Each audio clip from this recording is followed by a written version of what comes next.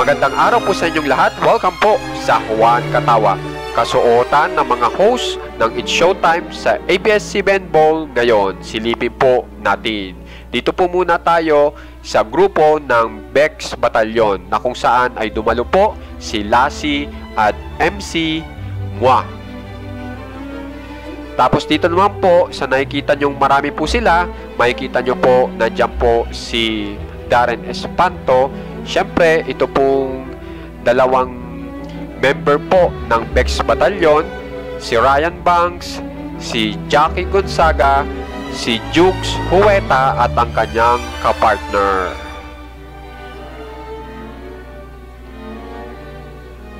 Okay, ngayon naman po, tingnan natin kung ano ba ang isinuot ni Bong Navarro at Jong Hilario.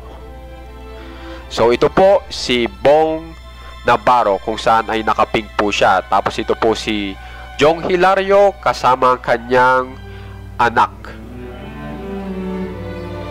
Tapos ito po muli si Ryan Banks.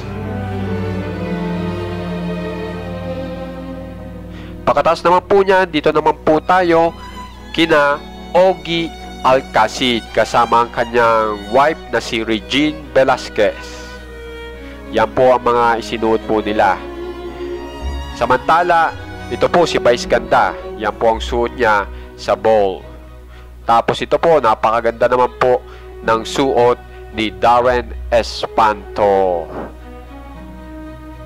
Ngayon, dito na po tayo sa mga kababaihan kung saan ay talagang napakaganda po ng suot ni Ann Curtis na kung mapapansin nyo, rosas na buo na parang puso.